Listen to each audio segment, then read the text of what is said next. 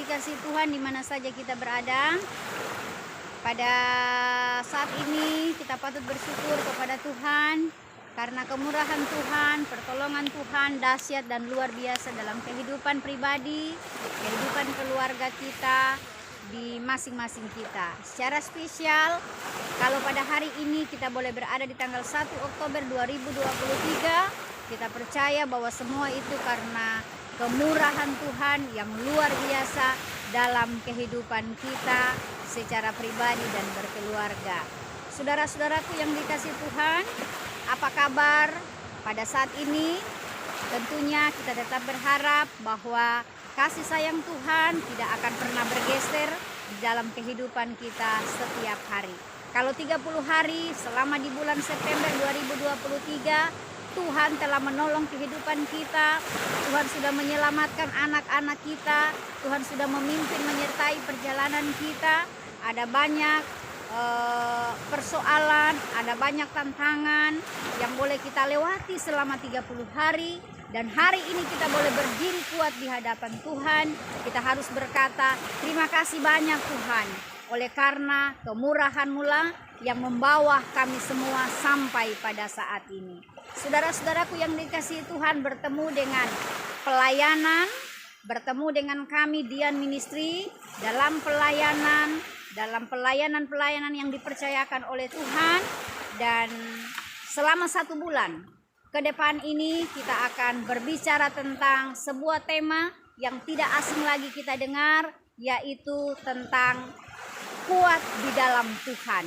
Kuat di dalam Tuhan. Jadi selama 4 minggu ada 31 hari ya, di situ ada beberapa minggu kami akan tayang tentang hal ini, dan kita akan tetap mendengar, kita akan tetap bicara tentang kekuatan di dalam Tuhan. Saudaraku yang dikasihi Tuhan, pada saat ini saya berada di pantai, di sebuah pantai yang sangat indah sekali, yang luar biasa. Saya boleh menghirup udara yang segar di sini. Kemudian saya membawa keluarga, anak saya boleh menikmati pantai yang ada di sini, berenang, menghirup udara dengan gratis. Kemudian alamnya, ada tanaman, ada tumbuh-tumbuhan. Ini luas sekali, luar biasa. Hendak membuktikan kepada kita semua saudara bahwa Tuhan itu ada. Amin. Tuhan itu berkuasa. Amin. Tuhan itu pencipta yang luar biasa. Oleh sebab itu kita tidak akan pernah putus-putusnya bersyukur, berterima kasih atas kebaikan dan pertolongan yang luar biasa di dalam kehidupan kita. Saudaraku yang dikasihi Tuhan, mari kita siapkan hati kita.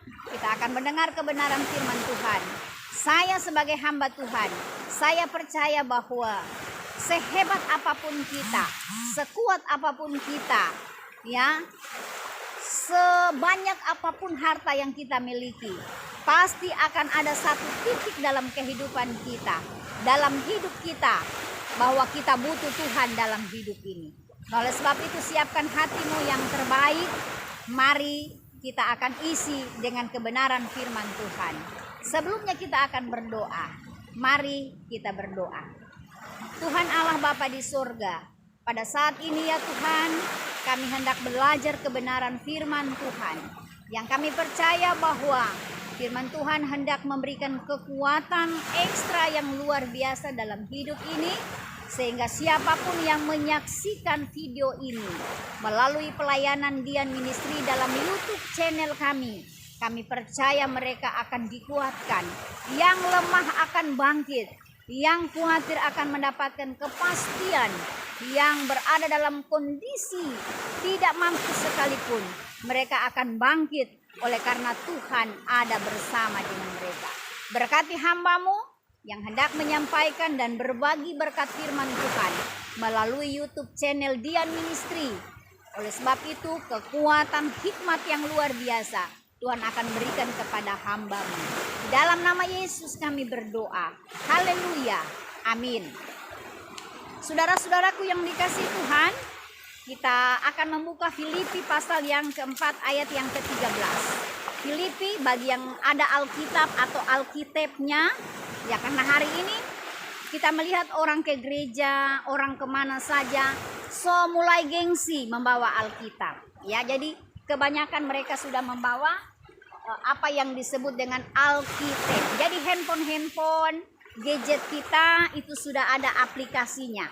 Oleh sebab itu buka Filipi 4 ayat yang ke-13, ini merupakan ayat emas bagi setiap orang yang percaya kepada Tuhan. Firman Tuhan ini berkata seperti ini.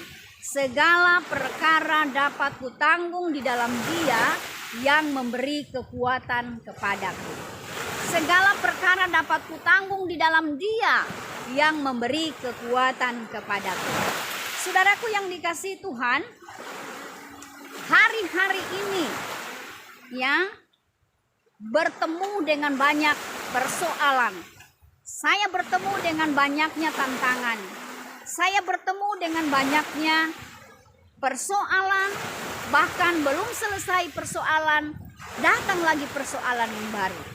Beberapa hari yang lalu, dalam proses pendampingan, saya membawa salah seorang anak muda berusia 21 tahun. Ini anak muda yang kalau usia 22 tahun, 23 tahun sudah selesai, 22 tahun sudah selesai waktu itu. Tetapi kondisi yang ada, saudaraku yang dikasihi Tuhan, saya mendampingi anak muda ini dalam proses pendampingan di Rumah Sakit Umum Daerah Kabupaten Poso. Karena saya berasal dari Poso dan saya sekarang ini sudah tinggal di Poso. Jadi dengan beban penyakit yang didapatkan oleh anak muda ini, yang membuat anak muda ini harus intens untuk berobat, rawat jalan, ya, bahkan pernah dirawat nginap berapa kali dan akhirnya dia harus dirawat jalan. Nah, saudara-saudaraku yang dikasihi Tuhan, saya bertemu dengan banyak orang di sana, baik anak kecil maupun anak muda maupun orang tua lanjut usia. Betapa luar biasa banyak sekali orang yang berada dalam kondisi sakit dan sedang berjuang untuk bisa hidup, sedang berjuang untuk bisa mendapatkan pemulihan, sedang berjuang untuk bisa mendapatkan kesembuhan dan boleh kembali menjadi sehat dan boleh menikmati hidup ini sebisa mungkin, ya, sehat mungkin, dan boleh melakukan pekerjaan. Kalau dia seorang ibu, tentu dia akan menjadi mendampingi suami dan anak-anak. Ya, singkat cerita, dalam proses pendampingan itu saya bertemu dan bahkan saya sempat konseling walaupun di rumah sakit dengan ada seorang ibu yang sudah 4 tahun mengalami sakit asam lambung akut dan akhirnya dia dari bagian interna penyakit dalam dirujuk ke kejiwaan. Nah, oleh sebab itu di poli kejiwaan dia menyampaikan kepada saya, ibu pendeta, saya selama 4 tahun ini tidak pernah putus-putusnya ibu. Saya bolak-balik dari rumah ke rumah sakit, dari rumah sakit ke rumah.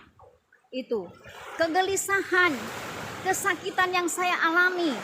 Tadi malam ibu saya baru habis pingsan katanya. Tulang-tulang saya seakan-akan tidak ada, sepertinya sudah mau lepas. Dan saya ibu sepertinya sudah bosan dengan kondisi yang ada ini. Ya, ibu ini menyampaikan kepada saya keadaan-keadaan yang dia alami. Nah, begitu juga anak muda yang sedang saya dampingi pada waktu itu mengalami juga hal yang seperti itu. Mengalami yang namanya kegelisahan, mengalami yang namanya, karena kebetulan dia juga mengalami hal yang sama, sakit asam lambung yang akut. Nah, oleh sebab itu saya hanya mampu berkata kepada ibu ini bahwa ayo kembali kepada Tuhan.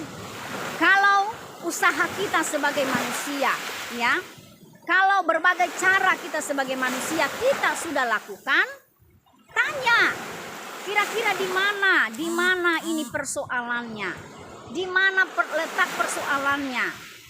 Dan dia berkata kepada saya bahwa harta dunia yang saya punya, rumah yang saya punya, ya, anak-anak, kemudian apalagi uang yang saya punya, hari ini itu ibu, bagi saya, bukan saya bilang saya tidak butuh, Saya butuh itu, tetapi lebih dari itu saya membutuhkan adanya sebuah ketenangan untuk menjalani hidup ini.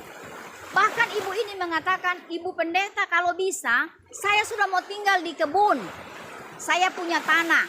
Nah, kebetulan saya menjabat sebagai kepala desa di salah satu desa yang ada di wilayah Kecamatan Lage, Kabupaten Poso, dan sudah mengakhiri masa pelayanan sebagai seorang kepala desa.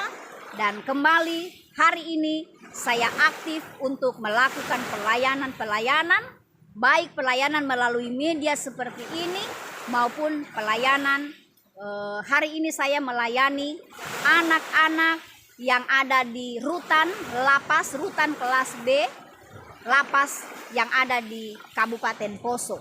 Dan saya bertemu dengan banyak orang yang sakit jiwanya. Nah, jadi ibu ini menyampaikan kepada saya bahwa, "Ibu pendeta, saya sudah mau tinggal di tanah yang kami beli." Nah, ibu tahu tempat itu mungkin. "Saya sudah akan mau pindah di sana. Saya tidak mau lagi dengan hiruk pikuk dunia." Dia ketakutan, saudara. Nah, mirip seperti yang dialami oleh anak muda ini. Tapi satu hal yang saya selalu sampaikan, bolehlah kau minum obat yang banyak, biar satu karung satu kali diminum itu obat, ya toh. Nah, lakukan semua apa untuk mendapatkan kesembuhan.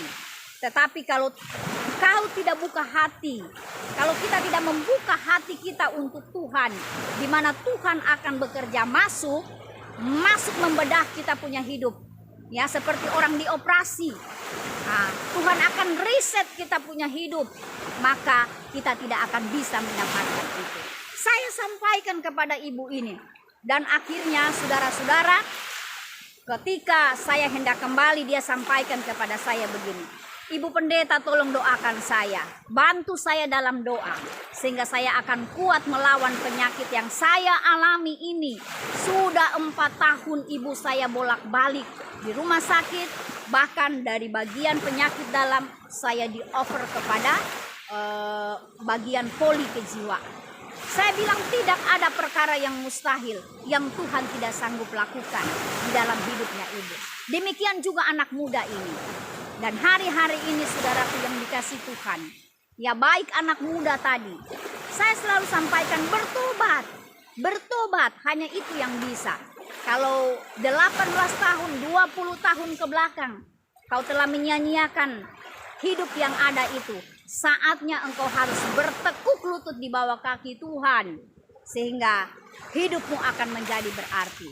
Dan puji Tuhan, kau harus lawan semuanya itu.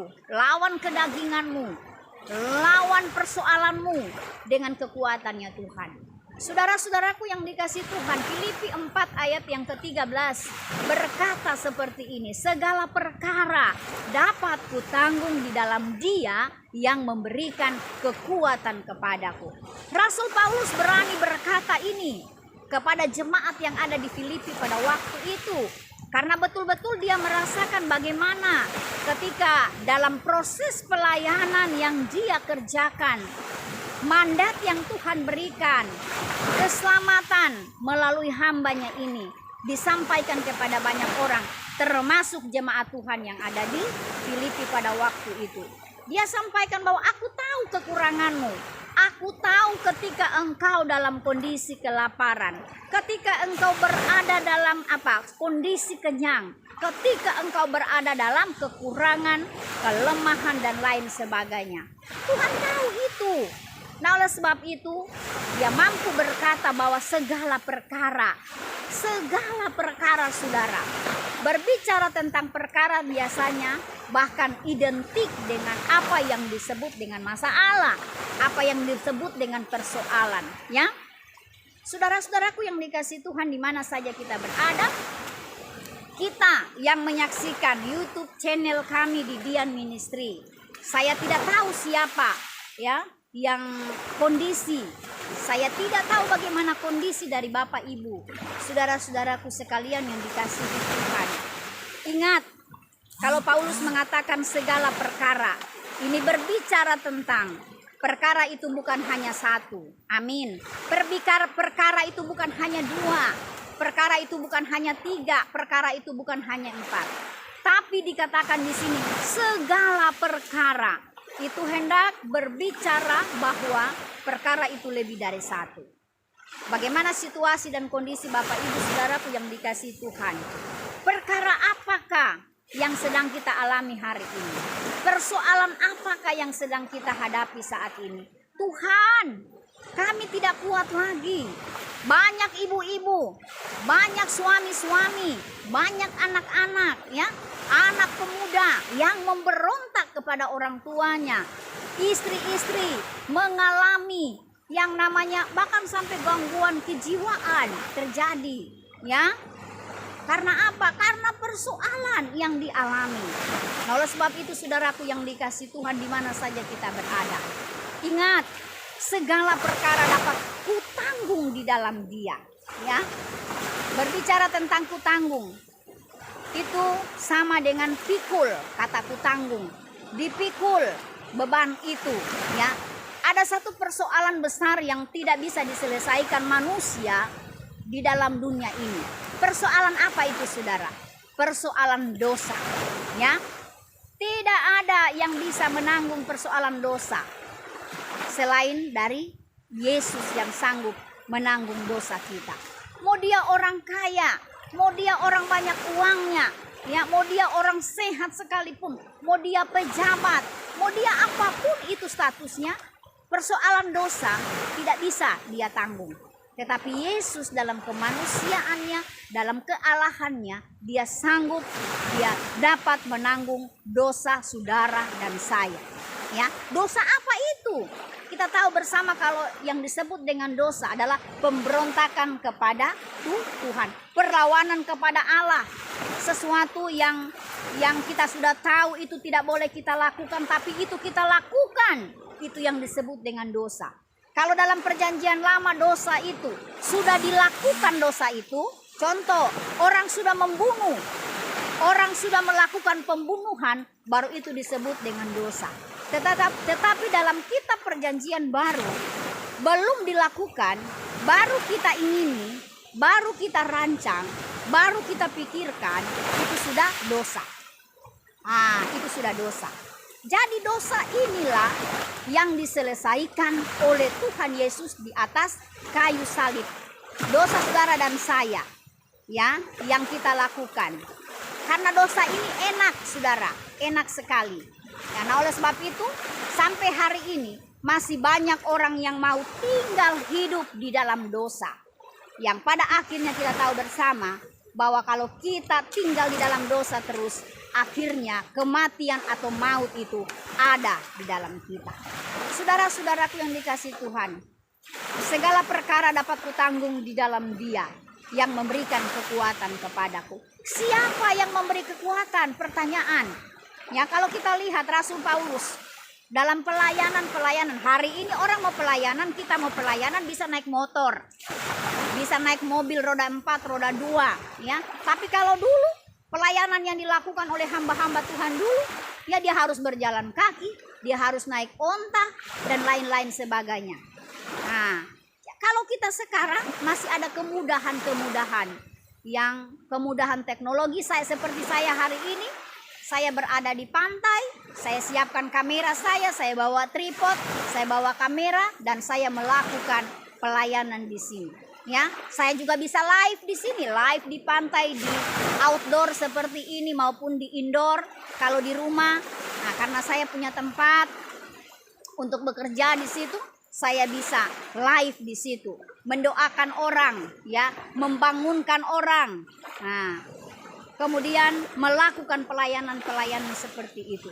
Mungkin saya tidak bisa sampai di mana di tempat Bapak Ibu Saudara yang menyaksikan YouTube channel kami di Dian Ministry, saya tidak sampai ke sana, tetapi melalui media yang ada ini saya bisa sampai ke sana, dan saudara-saudara dapat diberkati, dapat dikuatkan, ya, dapat dinasihati, dapat dibangkitkan kembali imannya untuk bisa bertahan hidup di tengah-tengah persoalan, di tengah-tengah tantangan yang ada.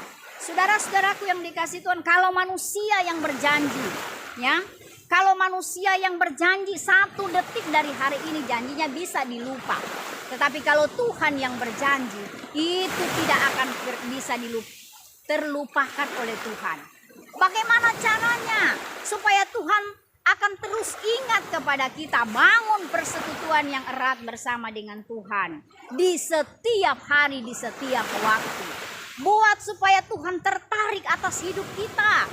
Buat supaya Tuhan ingat kepada kita. Ya, bagaimana caranya? Terus bina hubungan, bangun hubungan yang erat bersama dengan Tuhan. Ya, lihat dalam kitab Kejadian bagaimana seorang nabi yang besar, yaitu siapa? Nabi Nuh. Nabi Nuh. Itu dalam Kejadian pasalnya yang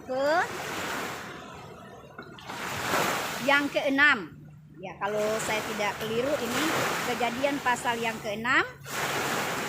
Iya, Kejadian pasal yang ke-6 ayat yang ke-9 sampai terus dikupas tentang siapa Nabi Nuh. Kalau kita lihat bahwa keadaan manusia pada waktu itu, di zaman itu, kita lihat bahwa manusia bersama dengan penghuninya itu sudah rusak. Nah, rusak. Bukan cuma rusak. Ya, dicatat dalam Alkitab bahwa rusak betul. Berarti sebagaimana DP model itu. Nah, kira-kira ya, kalau orang Poso bilang sebagaimana DP model itu, sangat rusak betul. Nah, di hadapan Tuhan. Artinya manusia tidak bisa membedakan lagi apa yang disebut dengan dosa, apa yang disebut dengan tidak berdosa. Bahkan kalau boleh saya sampaikan, saya katakan bahwa manusia yang ada di zaman itu tidak bisa lagi membedakan mana tangan kanan, mana tangan kiri. Sikat saja. Nah, seperti itu. Dari kesekian banyak manusia hidup di zaman itu, Tuhan Allah tertarik kepada satu keluarga. Hanya satu keluarga di mana Tuhan tertarik, yaitu Tuhan tertarik kepada keluarganya Nuh. Karena kenapa Tuhan tertarik kepada Nuh? Dikatakan di situ dalam Kejadian pasal yang ke-6 ayat yang ke-9, didapatkan bahwa Nuh adalah seorang yang benar. Seorang yang benar. Nah, tidak bercela dan di antara orang-orang sesamanya. Kemudian Nuh bergaul erat dengan Tuhan. Nah, ini yang membuat Tuhan tertarik. Ini yang membuat Tuhan ingat kepada Nuh bahwa ada 3. Yang pertama, Nuh hidup benar di mata Tuhan. Dia tidak bercela. Dan yang ketiga, dia hidup bergaul dengan Tuhan. Saudara-saudaraku yang dikasihi Tuhan, segala perkara dapat kutanggung di dalam Dia yang memberikan kekuatan kepadaku. Saya sampaikan tadi, kalau manusia yang berjanji, dia bisa lupa, ya, dia bisa lupa. Apalagi hari-hari ini. Ini sedang dalam proses persiapan untuk pemilihan ya legislatif, baik tingkat daerah, provinsi, bahkan sampai ke pusat. Ya, ada banyak janji-janji, saudara. Ya, orang berjanji sana, orang berjanji di sini, so tidak ditahu DP janji. Nah, ya, bermacam-macam janjinya. Kemudian begitu juga saudara. Kalau yang masih muda, kalau dia mau pacaran sama pacarnya, itu biasa janjinya luar biasa enaknya. Nah, itu perempuan paling kalah itu di pendengaran, di telinga. Kalau sudah dibilang begini, seakan-akan dia surasa, oh, so terbang ke langit-langit sana.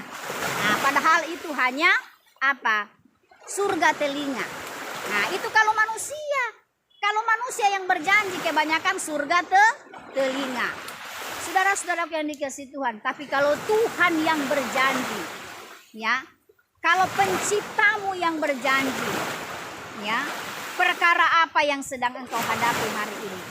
Perkara kesehatanmu. Tuhan, saya tidak sanggup keluar masuk rumah sakit. Berbagai jenis obat sudah saya minum, usaha. Kemudian Tuhan, saya tidak sanggup lagi dengan suamiku mungkin yang minum minuman keras terus, merokok terus. ya. Janjinya kemarin waktu masih pacaran mau jadi imam yang baik. Ternyata setelah menjalani hidup rumah tangga, sudah punya anak, malah luar biasa, ya, terbawa arus dengan lingkungan yang ada. Tuhan, saya tidak kuat lagi karena pendapatan ekonomi kami rendah. Kami kesulitan keuangan, Tuhan. Anak-anak kami mau sekolah, mau kuliah. Kami berada dalam kondisi hidup kami susah, Tuhan. Banyak jeritan-jeritan.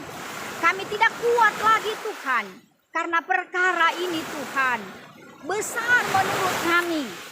Ya, perkara ini besar menurut kami. Tetapi yakin dan percaya bahwa kalau Tuhan izinkan ada perkara, ada persoalan, ada masalah yang kita alami, kita harus yakin dan percaya. Kami sebagai hamba Tuhan selalu mengajak berangkat dari peristiwa iman yang kami alami, bahwa kalau kita sudah berhadapan dengan Tuhan, kalau kita sudah taruh di dalam tangan Tuhan, Tuhan pasti akan tanggung itu. Percaya, jangan setengah-setengah kalau percaya sama Tuhan. Saya yang bicara hari ini, yang menyampaikan hal ini kepada saudara-saudaraku di mana saja Anda berada. Bukan berarti saya berada dalam kondisi yang nyaman, tidak. Bukan berarti saya berada dalam kondisi yang tidak pernah habis-habis uang saya, tidak. Bukan berarti saya tidak pernah sakit, tidak. Justru kondisi yang kami alami, ya, itu luar biasa besarnya persoalan. Anak-anak saya harus berjuang di bangku pendidikan dan tidak ada di sini, ya. Tapi puji Tuhan, kami dikaruniakan putri-putri, putra, ya, dikaruniakan anak-anak yang luar biasa, yang sejak dari mereka kecil sampai hari ini mereka sudah kuliah, itu ikut dalam pelayanan baik di kampus maupun di sekolah, bahkan juga menjadi berkat di mana mereka berada. Puji Tuhan, saudaraku yang dikasihi Tuhan. Nah, oleh sebab itu di mana saja kita berada, saudara-saudaraku, jangan pernah putus asa. Ketika kita berhadapan dengan masalah, ingat, kuat di dalam Tuhan, hanya itu. Ya, jangan pernah andalkan hartamu, jangan pernah andalkan depositomu di bank, jangan pernah andalkan tabunganmu, jangan pernah andalkan anak-anakmu. Mungkin ada anaknya yang sudah jadi ini, yang sudah jadi itu, ya, yang ada jabatanmu. Jangan. Semua itu akan sirna, semua itu akan berakhir, semua itu fana, kata firman Tuhan. Tetapi engkau akan kembali kepada kekuatan tangan Tuhan.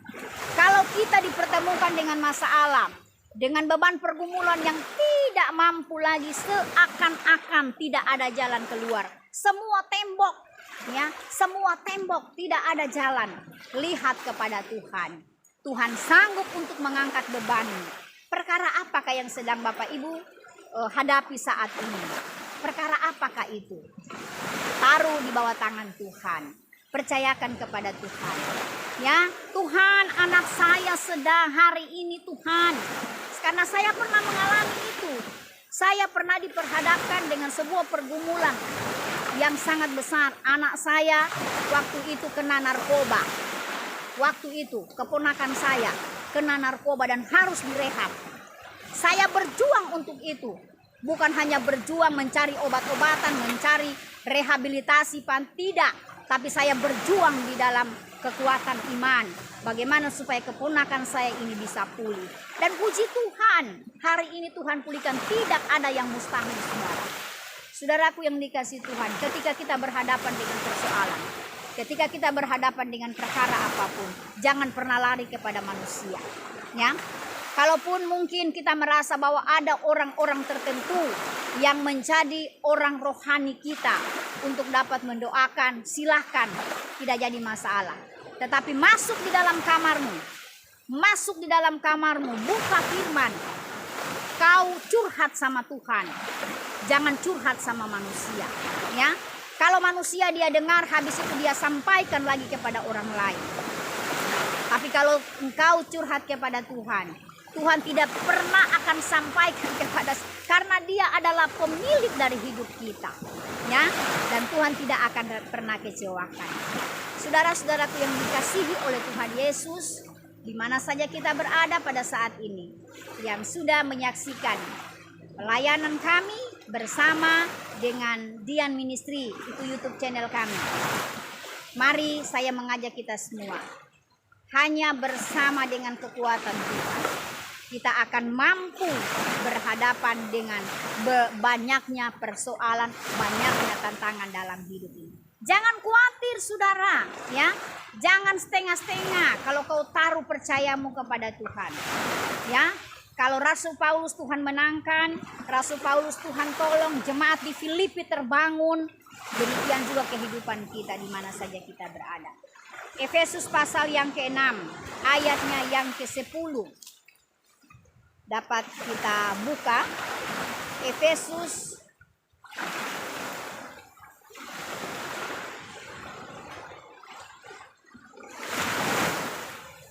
kitab di Efesus 6, ya boleh dilihat Efesus 6 ayat yang ke-10. Karena di sini angin kencang, ya karena saya berada di outdoor, ya di pinggir pantai. Ya, boleh kita lihat Efesus 6 ayat 10 untuk menutup perenungan firman Tuhan. Akhirnya, hendaklah kamu kuat di dalam Tuhan, di dalam kekuatan kuasanya. Akhirnya saudara-saudaraku yang dikasihi Tuhan, hendaklah kamu kuat di dalam Tuhan, di dalam kekuatan kuasanya. Ya, dalam kita menghadapi persoalan dalam kehidupan kita, di mana saja kita berada. Jangan pernah putus asa, jangan pernah bergeser sedikit pun, jangan pernah khawatir.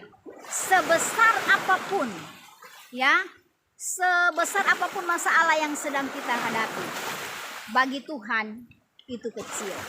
Selalu sampaikan kata-kata profetik dalam diri kita, ya, bahwa Tuhan lebih besar dari persoalan yang sedang kita hadapi. Tuhan lebih besar dari setiap perkara yang sedang kita jalani dan kita alami.